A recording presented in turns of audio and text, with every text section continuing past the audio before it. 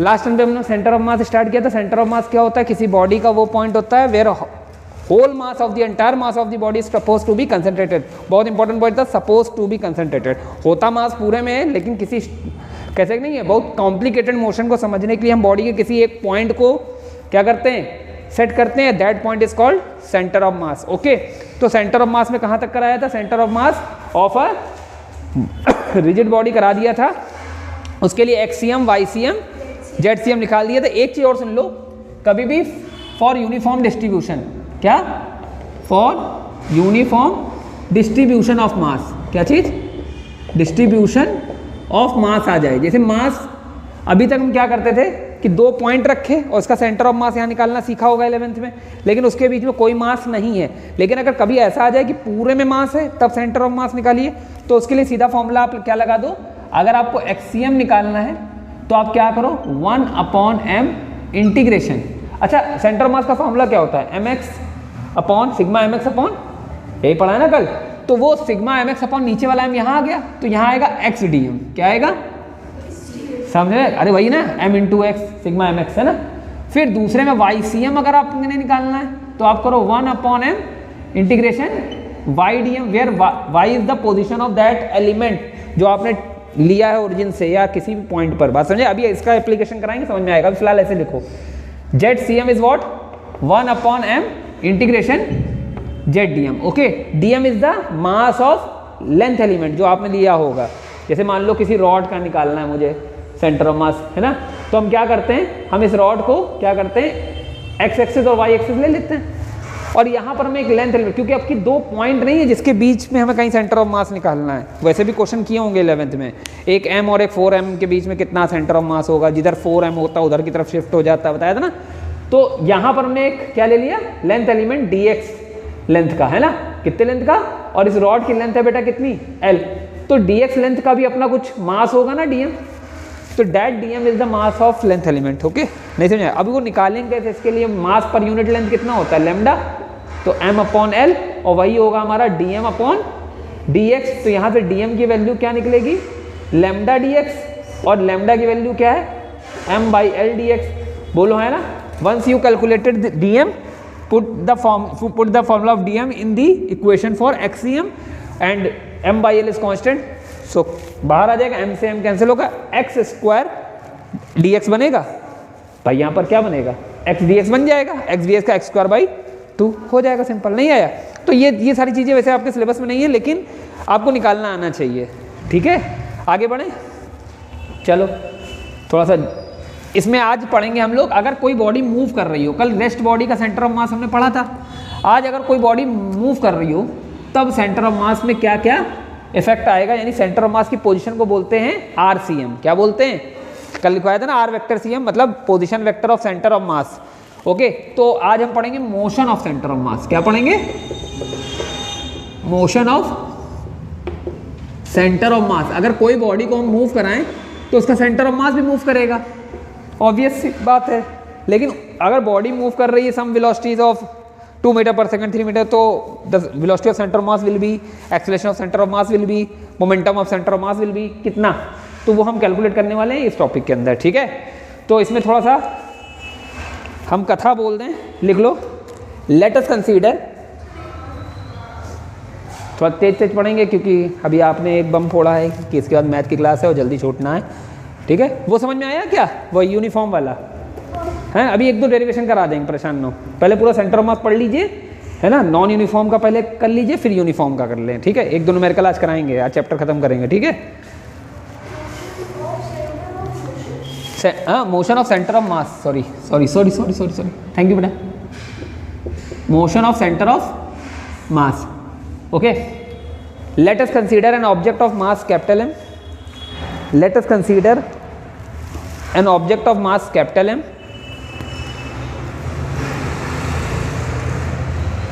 Let us consider an object of mass capital M with center of mass CM, मतलब उस body का कहीं centre of mass क्या है? CM है। Made up of n particles, small n है, made up of n particles, made up of small n particles of masses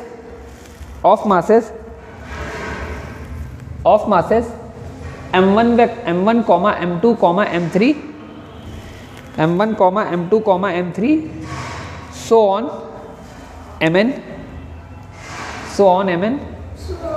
and ऐसे dash mn and their position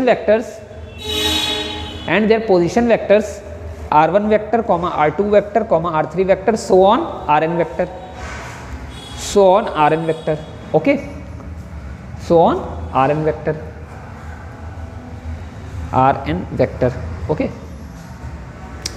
Now the position of center of mass will be given as position of center of mass या position vector of centre of mass will be given as.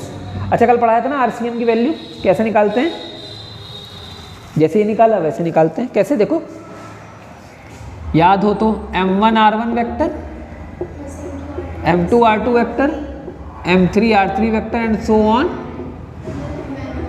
rn vector divide by m1 plus m2 plus m3 and so on mn okay.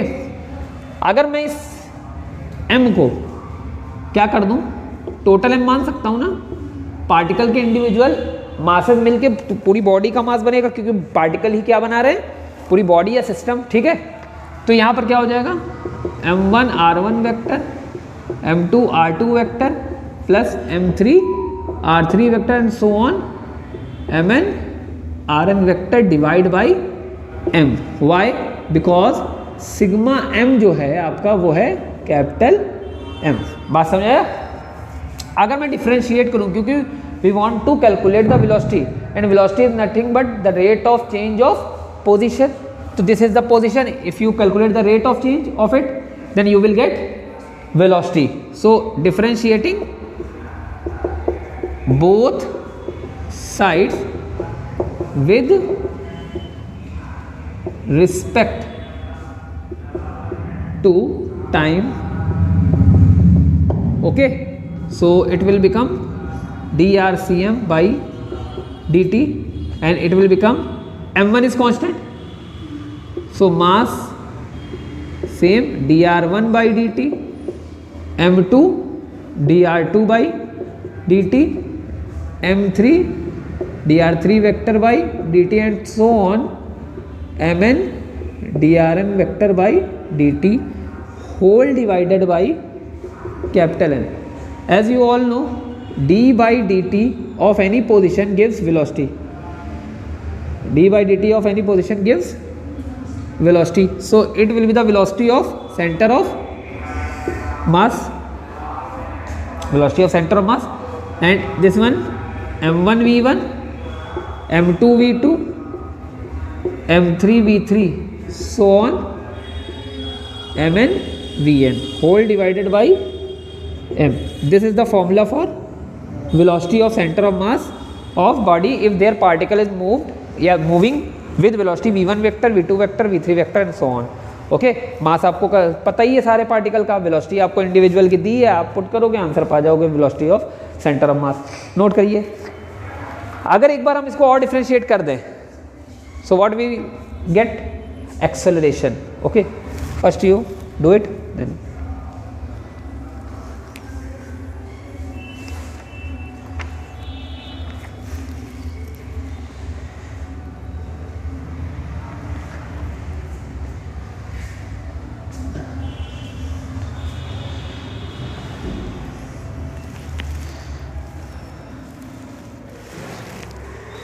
जल्दी जल्दी कर लेंगे।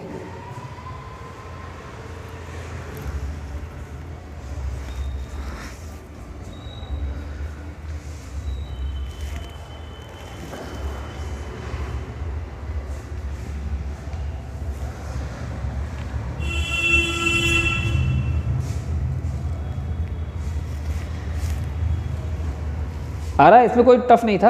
हाँ, centre of mass the last topic of your unit of the syllabus है ना, syllabus की इस unit के अंदर centre of mass last topic है आपका।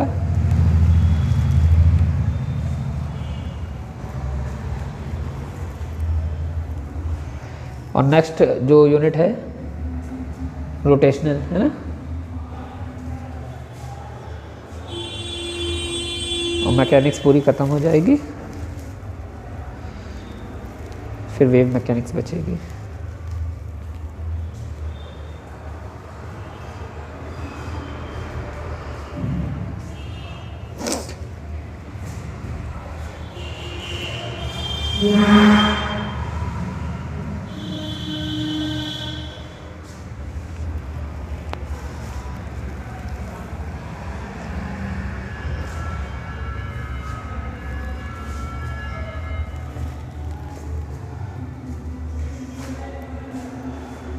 कोई डाउट हो बता दीजिए।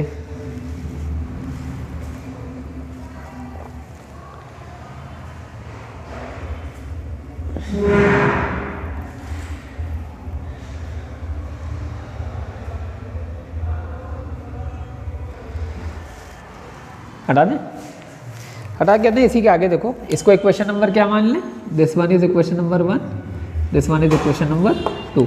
Okay, again differentiating,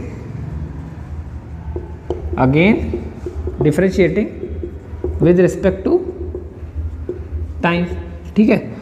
so it will become dVcm, ये वेक्टर है लगाना मैं भूल गया था, ठीक है, डिवाइड बाई dt, क्योंकि उधर ही वेक्टर है तो इधर ही वेक्टर, ये क्या हो जाएगा m1 dV1 vector by dt, m2 dV2 by dt, m3 by d3 dt,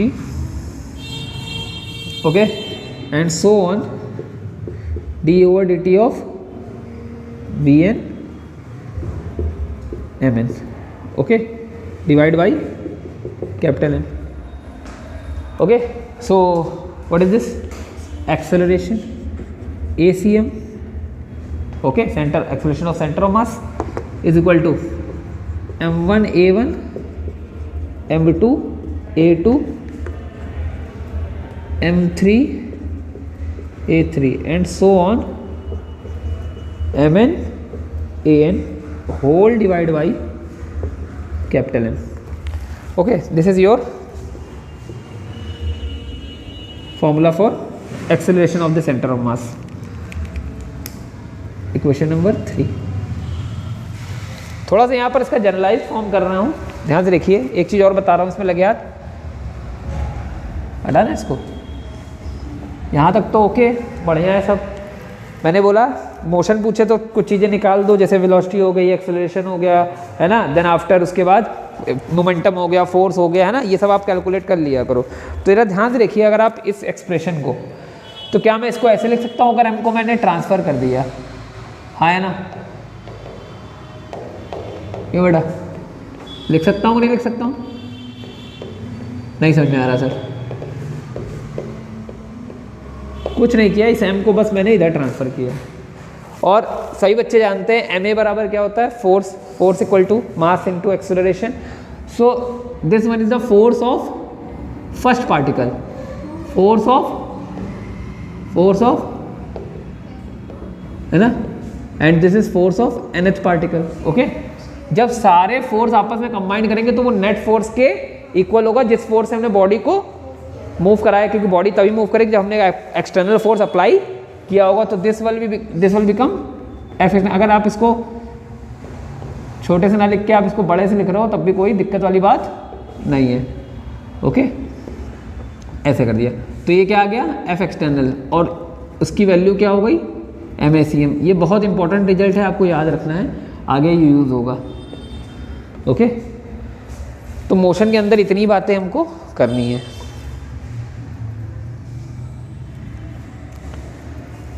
दिख रहा है इसमें, थोड़ा सा उधर शाइन कर रहा है। That is MACM, mass of body into acceleration of centre of mass equal to F external, means external force.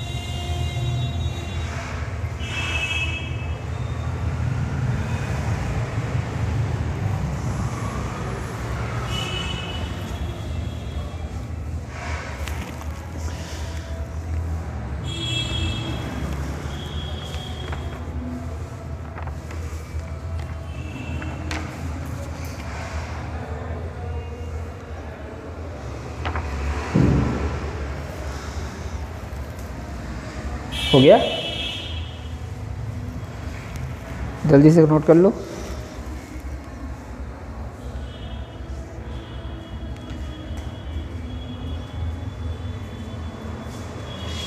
किसी बल्ब से आ रही है, आई थिंक ये वाले बल्ब से आ रही है।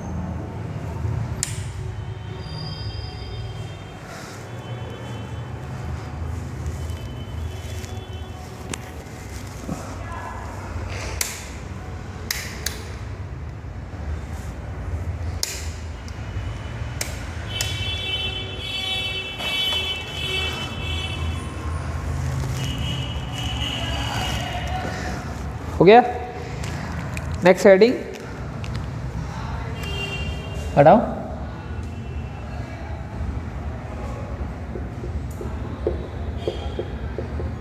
Conservation of linear momentum of object, है ना, या रिजिड बॉडी। रिजिड बॉडी के लिए आएगा तो आपको उसके अंदर खूब सारे पार्टिकल्स मानने पड़ेंगे।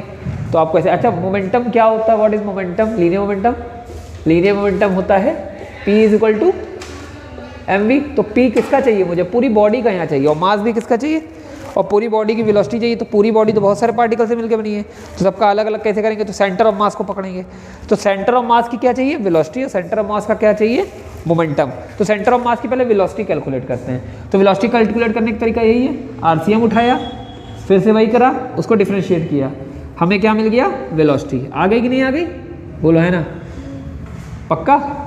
अब इस वेलोसिटी से हम क्या करते हैं, यहीं तक हमें चाहिए था, हमें एक्सेलरेशन की जरूरत नहीं है, हटा दूं, यहीं तक ही चाहिए। अगर ध्यान रखो तो MVCM करना है मुझे, क्या करना है? Mass of body into velocity of centre of mass. तो मैं कर दूं MVCM is equal to what?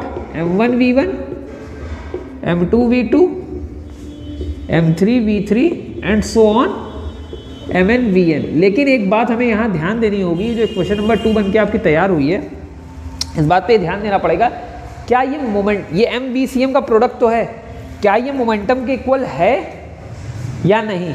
मतलब ये टर्म तो मैंने निकाल लिया है, क्या ये टर्म पूरी बॉडी की मोमेंटम के टर्म के बराबर है या नहीं? तो मोमेंटम क्या होता है? पूरी बॉडी का, है ना। देखो मैं लिख रहा हूँ, but we know what linear momentum of object. अगर कोई ऑब्जेक्ट खूब सारे पार्टिकल से मिलकर बना है तो उसके पार्टिकल का अलग अलग मोमेंटम निकालिए और सबको कंबाइन करिए, है ना। तो वो किसके इक्वल आएगा? वो किसके इक्वल आएगा? पूरी बॉडी के मोमेंटम के बराबर आ जाएगा। But we know linear momentum of object is equals to the sum of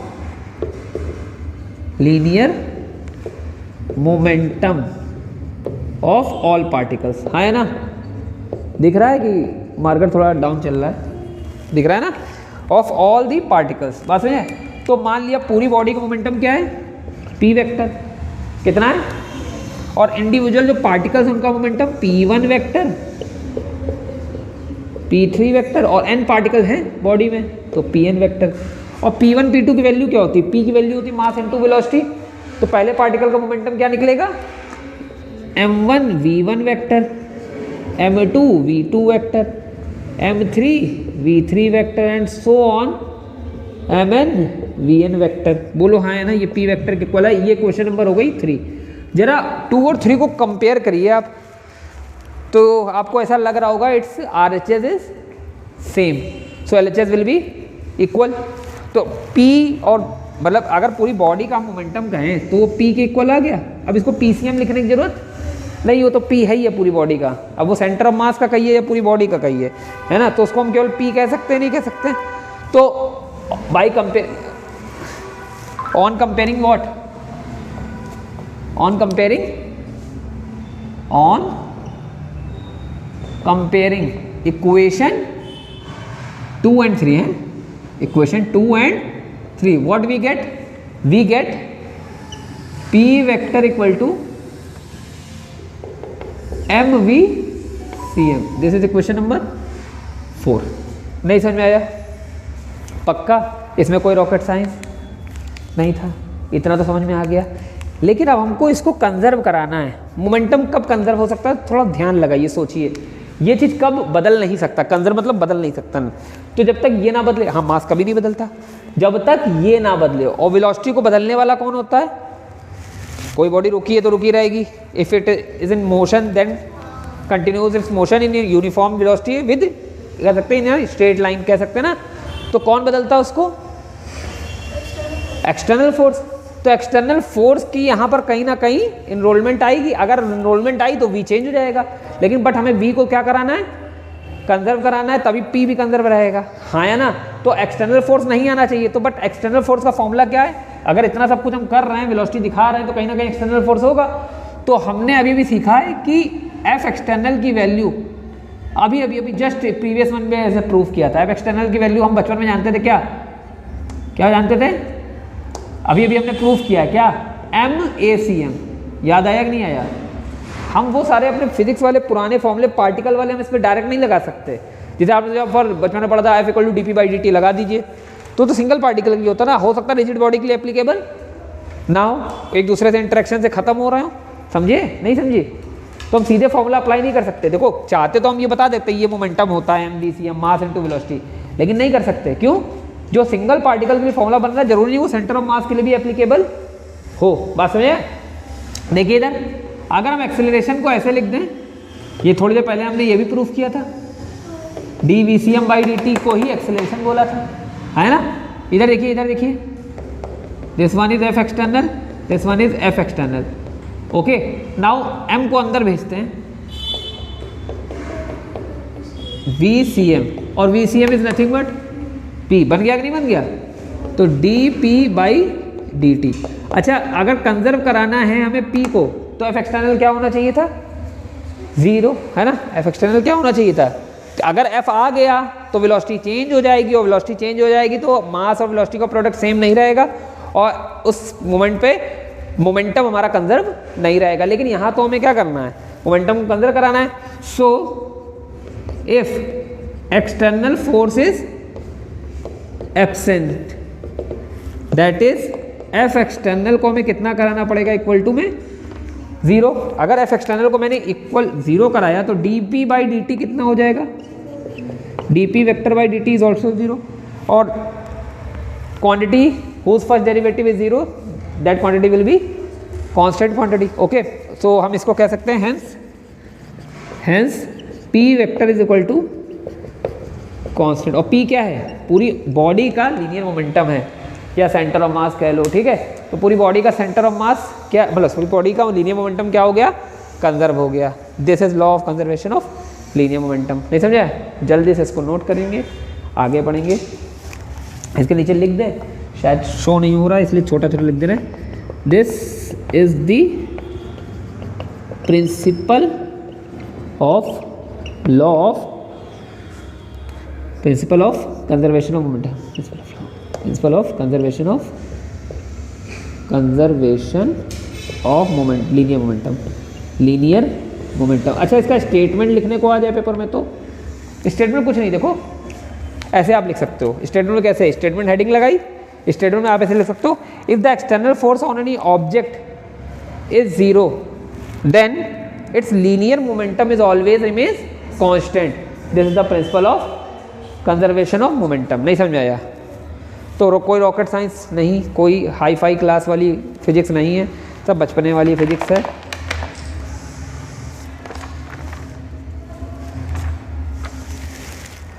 और if external force is absent का मतलब है इज नॉट अप्लाइड। क्या, अगर एक्सटर्नल फोर्स हमने लगाया ही नहीं है तब की केस में मोमेंटम कंजर्व रहेगा, कोई बॉडी जैसी है वैसी ही रहने वाली है। तो it is all about centre of मास।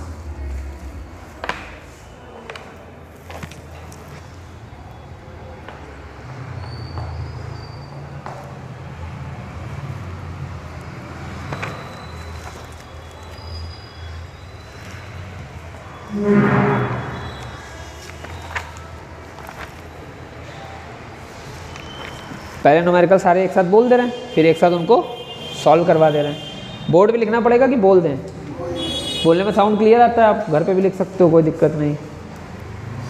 जो बच्चे ऑनलाइन पे हैं, है ना। आज का वीडियो सब देखें क्योंकि अधिकतर बच्चे का है आज। बात करे रहो।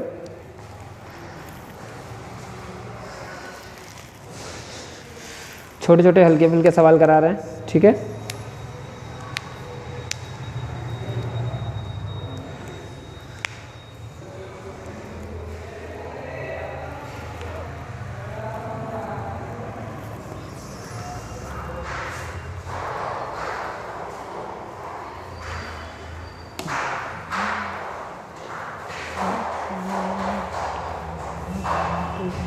लिखो भैया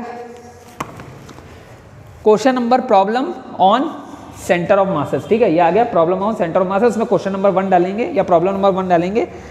लोकेट द सेंटर ऑफ मास, अरे सीएम लिख लिया करो। Locate the centre of mass of a system,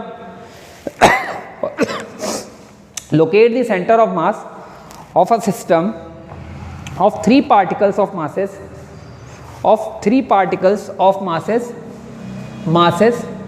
1 kg, 2 kg and 3 kg, 1 kg, 2 kg and 3 kg, 3 kg placed on the vertices of a, placed on the vertices, placed on the vertices of an equilateral triangle, placed on the vertices of an equilateral triangle of side 1 meter, of side 1 meter, of side 1 meter, ठीक है। ये हो गया first question. The second question, पहले सारे question एक साथ लिखवा देते हैं फिर कराएंगे। सेकंड में बोले 2 mg, 4 mg, 6 mg, mg मतलब मिलीग्राम्स, यहाँ वेट वाला mg नहीं है ये, ठीक है। 2 mg, 4 mg and 6 mg are placed at the midpoint of side, are placed at the midpoint of sides, at the midpoint of sides, midpoint of the sides of a triangle, of a triangle having each side 2 centimeter, having each side 2 centimeter. Find the center of mass, find the center of mass of the system, find the center। अच्छा इसमें सोच के बताओ, मास पूरे में distribute है केवल एक एक पॉइंट पर? दोनों ही क्वेश्चन में मास एक एक पॉइंट पे डिस्ट्रीब्यूट है ना। अगर मास केवल एक लाइन पे डिस्ट्रीब्यूट होता है, एक पॉइंट पे डिस्ट्रीब्यूट होता है तो formula mx sigma mx upon m वाला, ठीक है। और अगर पूरे में डिस्ट्रीब्यूट होगा अलोंग द प्लेन तो कौन सा 1 upon m integration x dm, 1 upon m integration y dm, okay. तो next question is what, if the centre of mass of 3 particles of masses, if the centre of mass of the 3 particles of masses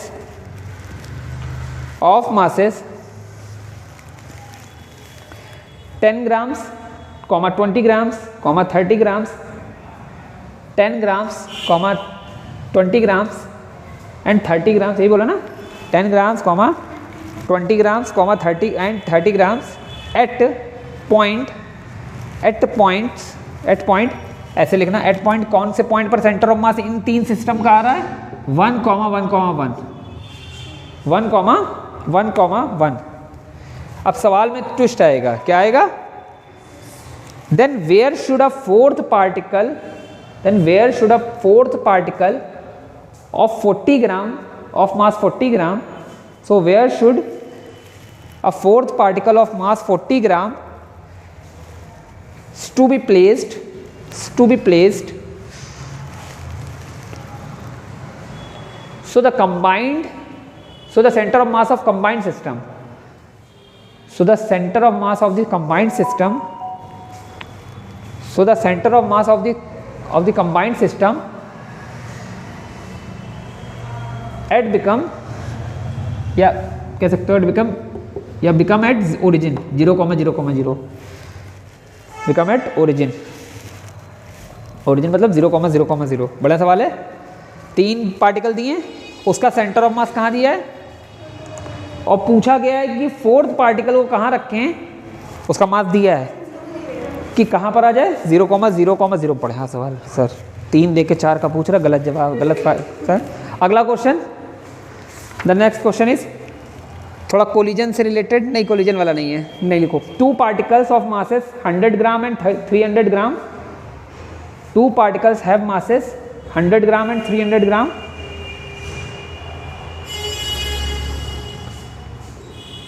Have position vector, this have position vector 2i cap plus 5j cap plus 13k cap and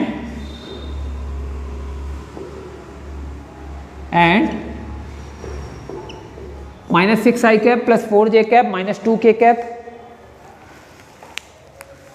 respectively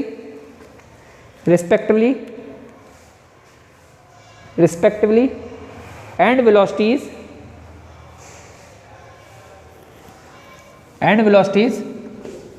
10i cap minus 7j cap minus 3k cap and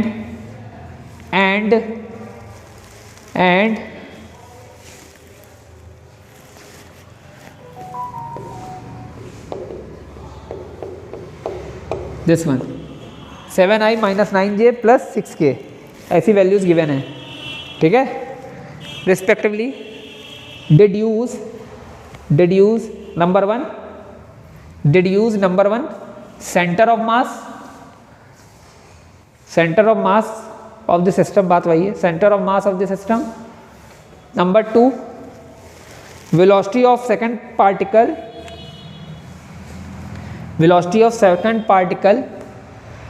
of the system in frame of reference traveling with center of mass, bracket में लिख लीजिएगा। इसका क्या मतलब हुआ, इस पूरी line का क्या मतलब आप समझ नहीं पा रहे होगे। क्या लिखा है, velocity of centre of second particle in frame of reference travelling with centre of mass. तो इसका शॉर्ट मतलब इसका मीन क्या है, ब्रैकेट में चाहो तो लिख लो, हम बता दे रहे हैं। Velocity of second particle with respect to centre of मास।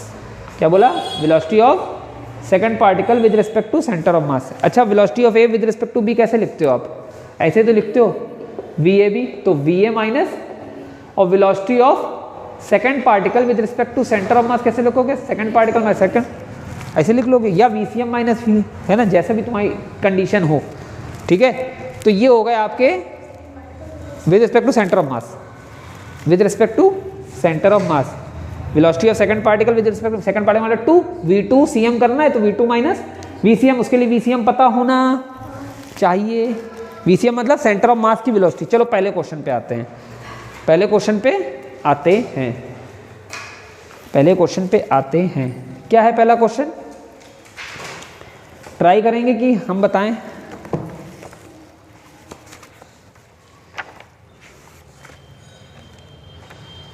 एक बार पढ़िए और बताइए क्या करना है इसमें, कोई टफ नहीं है इसमें। आप कह सकते हो वही क्या सिखाया था,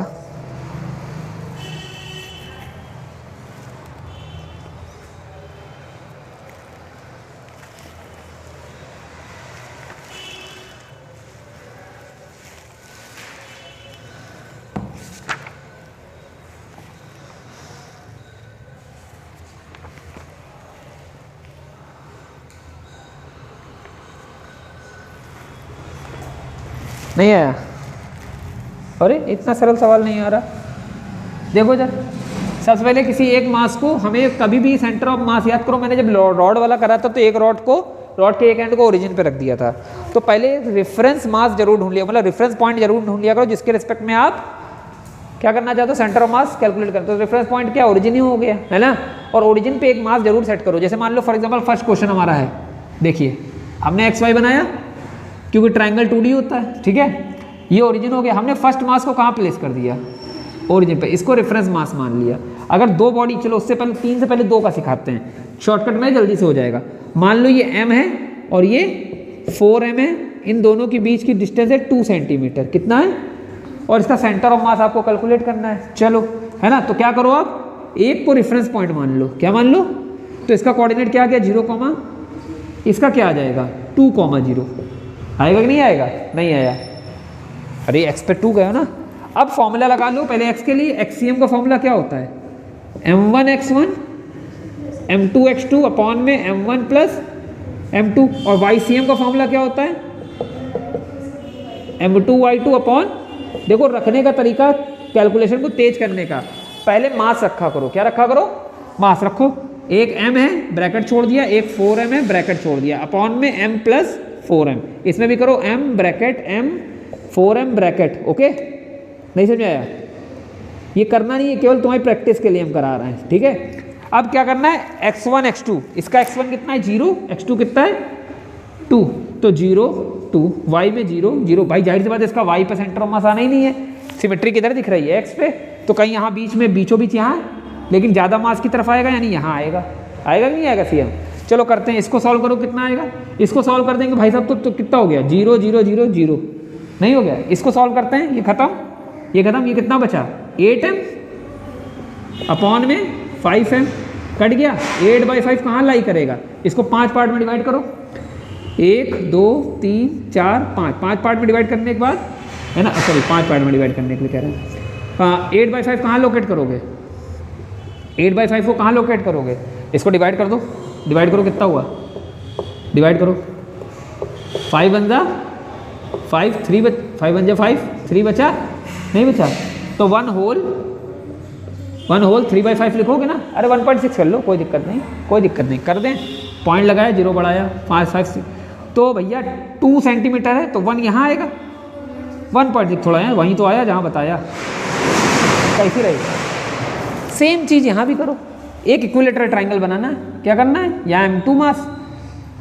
एक इक्विलेटरल ट्राइंगल बनाना है, यहाँ m2 मास और यहाँ m3, यही तो है, साइड कितनी है 1 1 1, मासेस कितने हैं जल्दी जल्दी बता दो, m1 1 kg, 2 kg, m3 3 kg, बहुत बढ़िया।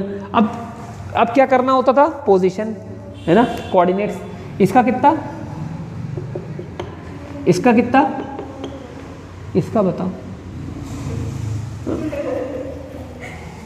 इसका बताओ, बचपन की ज्योमेट्री क्लास 9 चेक करिए, क्लास 9 की ज्योमेट्री कहती है ये और ये, अगर यहाँ से एक परपेंडिकुलर ड्रॉ करें, तो परपेंडिकुलर मतलब ट्राइंगल का परपेंडिकुलर नॉर्मल, और नॉर्मल मीडियन के इक्वल होता है, किसमें, इक्विलेटरल ट्राइंगल, और इक्विलेटरल ट्राइंगल की मीडियन क्या होती है, बताओ, मीडियन ऑफ इक्विलेटरल ट्राइंगल क्या होता है, √3/2 ऑफ साइड कितनी है 1, तो √3/2 इंटू 1 मतलब √3/2, ये मीडियन की लेंथ आ गई, मतलब इतना आ गया, इतना √3/2, यानी y आ गया ना, तो इसका y आ गया √3/2, और हमें पता है मीडियन क्या होती है, जो अपोजिट साइड को मिड पॉइंट पर इंटरसेक्ट करती है, टच करती है, मीट करती है, तो ये मिड पॉइंट पे मीट कर रही है, मतलब ये वैल्यू कितनी हो गई 1, है ना, 1 थी तो 0.5 हो गई होगी, तो ऊपर जाके यहाँ 1/2, नहीं आया, अरे बहुत ईजी था ये तो, इतना क्या ही करना है इसमें, ओह माय गॉड। चलो बताओ, x1 की वैल्यू 0, x2 की वैल्यू 1, x3 की वैल्यू 1/2, बहुत बढ़िया। चलो y1 की वैल्यू, y2 की वैल्यू, y3 की वैल्यू, ओके। अच्छा यही एरिया पूछ लेता तो √3/4 of side square, side square, ठीक है, ऊपर भी स्क्वायर नीचे भी स्क्वायर, है ना। चलो अब बचा क्या, what are you waiting for, इसका अच्छा सेंटर ऑफ मास इमेजिन करो कहाँ मिलेगा, इन दोनों का सेंटर ऑफ मास कहाँ मिलेगा, ये 1 kg है, ये 2 kg, तो ज़्यादा मास इधर है ना, इधर, और इन दोनों का मिल, अब एक लाइन ऐसे बन गई है या नहीं, ये सिस्टम बन गया ना, इन दोनों का मिलेगा, 3 kg है, ये 2 kg, इन दोनों कहाँ मिलना चाहिए 3 kg, चलो यहाँ पर, है ना। चलो करते हैं, देखना, ये तो इमेजिनेशन से हो जाता है ना। चलो भैया XCM क्या करें, m1x1 m2x2 प्लस m3x3, अभी एक वाला मेथड भी सिखा देंगे, कौन वाला, अब आधे तो कह रहे सर पता नहीं कौन सा मेथड, अरे मेरा वाला, अरे हाँ बस पढ़ा रहे हैं, इंजीनियर बना रहे चोर बनने के लिए ना। हाँ। चलो देखो वैल्यू रखते हैं, पहले मास रखते थे ना, याद आया 1 2 3, तो 1 ब्रैकेट 2 ब्रैकेट 3 ब्रैकेट अपॉन में 1 + 2 + 3, 1 ब्रैकेट 2, ऐसे नहीं तो एक एक ढूंढोगे तो रात हो जाएगी, ठीक है। ऐसे गलती होने के चांसेस भी क्या हो जाते हैं, कम। चलो देखो इसमें क्या रखना है, x1 x2 x3 सीधे से लिखा हुआ है, तो 0 0 1/2, यहाँ पर 0 0 1 1/2, 0 0, ओ माय गॉड तुम्हें पता है ये बात, √3/2। तो भाई साहब ऊपर तो हो गई शताब्दी एक्सप्रेस, देखो इधर ये खत्म, 2 1 2 और 3/2 कितना हो गया,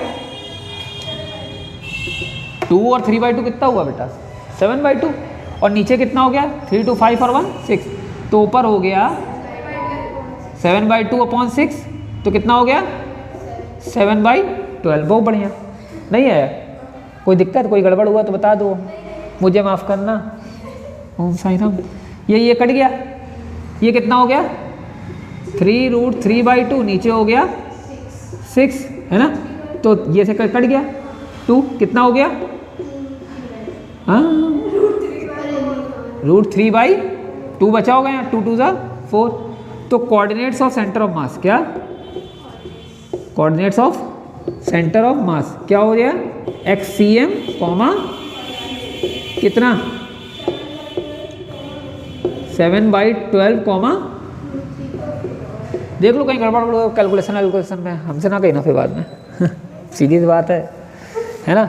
ये समझ में आया, ये वाला 3 2 3 1 3 3/2 हो गए, और ये हो गया 2, तो 3/2 + 2 कितना हो गया, 2 to the 4 3 7/2, और नीचे चल रहा है 6/1, 1 ऊपर गया, 6 2 12, ठीक है। यहाँ पर भी कितना हुआ, ये 1 ऊपर जाएगा तो 12, 3 4 12, ठीक है।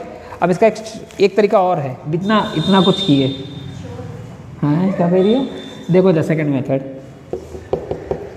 चोर मेथड, याद करो एक फॉर्मूला पढ़ाया था RCM निकालने का, मतलब इसका पोजीशन वेक्टर ये, इसका अच्छा इसका पोजीशन वेक्टर बताओ R1, ओरिजिन का रिस्पेक्ट पोजीशन वेक्टर क्या होगा 0, है ना। तो PV ऑफ M1 कितना आया, R1 vector = 0, position vector of M2 कितना हो गया, सोच के बताओ, R2 वेक्टर, ओरिजिन से यहाँ तक, हाँ M2 ऊपर है ना, कितना होगा, ये पोजीशन वेक्टर हो जाएगा ना, और ये एंगल कितना है 60, ये मैथ्स में सीखा होगा इसका निकालने का तरीका, R = x cos θ + y sin θ, नहीं सुना नहीं सुना, तो x कितना I cos θ, थीटा कितना 60 + j sin θ, sin θ मतलब 60, कितना आया, I की वैल्यू 1, j की वैल्यू, j कैप की वैल्यू 1, कितना आएगा cos 60 की वैल्यू 1/2, यानी 1/2 I cap plus √3/2 j cap, टना 1/2 3/2, है ना। ये क्या था, पोजीशन वेक्टर ऑफ M3 कहाँ पर लाई कर रहा है, ये यहाँ y है ही नहीं, केवल I है, I में कितना चले हो 1, तो कितना आएगा R3 1 I कैप, नहीं आया, और सन्नाटा नहीं, इसका नहीं समझ में आया, इसका नहीं आया, हाँ बेटा। पोजीशन वेक्टर क्या होती है, उसका मैग्नीट्यूड होता है उसकी लेंथ, ये R1 वेक्टर है, अरे sorry R3 vector, R3 vector की लेंथ कितनी है, यहाँ से यहाँ तक 1, और x में चाहिए हो इसलिए I कैप, y में जाते तो j कैप, ये दोनों में गया है इसलिए I और j दोनों है, I में कितना गया है cos θ, और j में कितना गया तब भी 60, है ना। नहीं समझे, नहीं है। अब देखो इधर क्या निकालना है, RCM क्या होता है formula, M1 R1 vector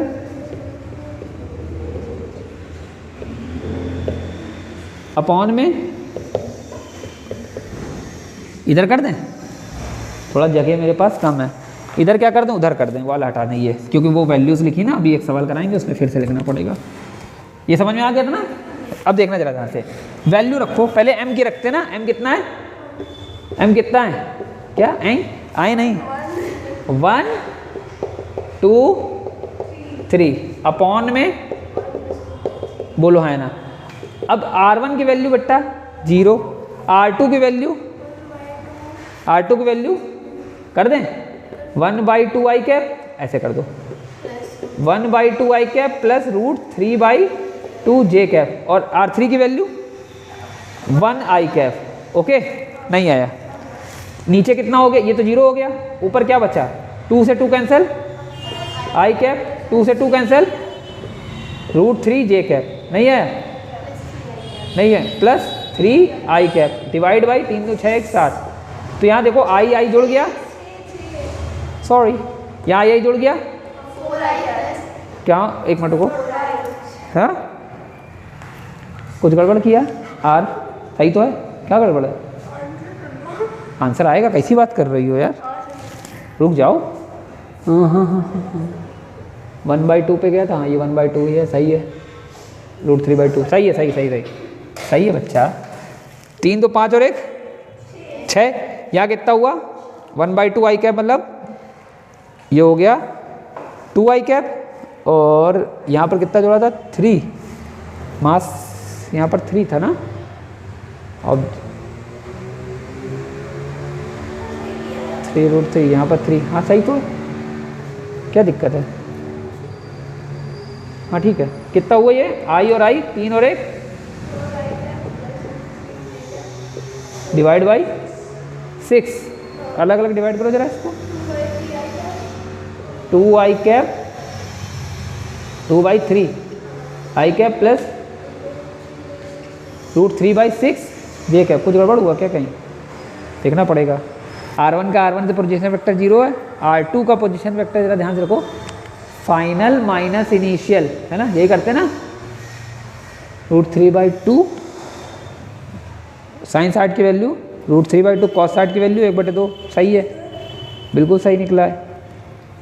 R3 की वैल्यू 1 i कैप है, 1 i कैप, जे वहाँ है नहीं, R1 की हो गई 0, तो RCM निकल के आया है इस पहले हमारा कहाँ निकला था 7/12 और √3/4, यहाँ समथिंग निकला ना, x पे 7/12, यहाँ कुछ गड़बड़ हुई है x के लिए, देखो जरा कहीं कुछ गड़बड़ हुआ है क्या, मासेस सेम है, यही है ना, 1 2 3 1, m2 का कितना हो गया, m1 का हो गया 1, m2 का हो गया, नहीं m1 का 0, m2 का 1, और m3 का 1/ क्या, ये गड़बड़ हो गया, ये गड़बड़ हो गया ना, वही हमने कहा इतने साल से तो करा रहे हैं, आंसर क्यों नहीं आ रहा। x2 का कितना है 1/2 है बेटा, और x3 का कितना है 1, ये गड़बड़ होगा, वही मैं कहूँ इतने सालों से तो यही करा रहा हूँ, और इसका हो गया 1 ना। अब इसको सॉल्व करो जरा, कितना हुआ, ये 2 से 2 कट गया, कितना हुआ 4/6 आ गया ना, देखो जरा, यानी 2/3, यहाँ पर भी कुछ गड़बड़ हुआ होगा, फिर यहाँ सही है, नहीं तो कुछ हुआ होगा गड़बड़, देख लो जरा कहीं, 3√3/2, ठीक है ठीक है ठीक है, 3 2 5 6 6, 3 दूनी 6, ठीक है, 2 दूनी 4, कहाँ पर ये ना, तो यहाँ पर आ गया 4/6 और यहाँ हो गया √3/6 j कैप, ठीक है। अब इसको कट करो तो यही आ रहा 2/3 i कैप, और यहाँ कितना कटेगा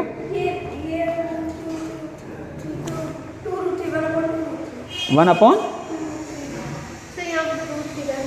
हाँ वही तो, इसमें भी कुछ गड़बड़ नहीं हुआ, चेक कर लो। y1 कितना है 0, y2 कितना है 0, y3 है √3/2, ठीक है, तो 0 0 0 3 2 5 5 1 6, यहाँ, हाँ यहाँ गड़बड़ हुआ ना, √3/2, वही हम कहें, ऐसा कैसे हो सकता है, हाँ थैंक यू बेटा। तो कितना हुआ √3, यहाँ कितना बचा 6, सही तो है, मतलब अलग ही खेल है। तो कोऑर्डिनेट्स क्या हो जाएंगे, कोऑर्डिनेट्स क्या हो जाएंगे, कॉमा √3/6, बस वो पोजीशन लिखने में गड़बड़ हो, हाँ तो कोऑर्डिनेट निकालने में थोड़ा सा केयरफुल रहना कि हाँ गलती ना हो। दूसरा क्वेश्चन देखो, क्या ट्राई मार सकते हो ऐसे, आपकी इक्विलेटरल ट्रायंगल की मिड पॉइंट पर है, हाँ हो जाएगा ना, 2 4 6 जो मतलब मासेस है वो मिड पॉइंट, हाँ वो ये यहाँ रखें, यहाँ यहाँ यहाँ, ठीक है, हो जाएगा ना। ट्राई करेंगे। और उसके बाद वाला,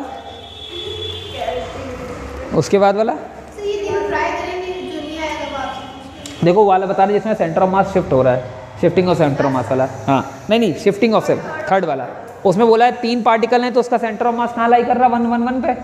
तो आप पहले एक्सियम ऐसे निकालना, देखो 3 पार्टिकल है ना, और यहाँ पर क्या रखोगे 1, क्योंकि एक्सियम 1 है, उसमें वाईसीएम जेडसीएम भी होगा। तो आपको वाईसीएम जेडसीएम नहीं करना, पहले एक्सियम करो।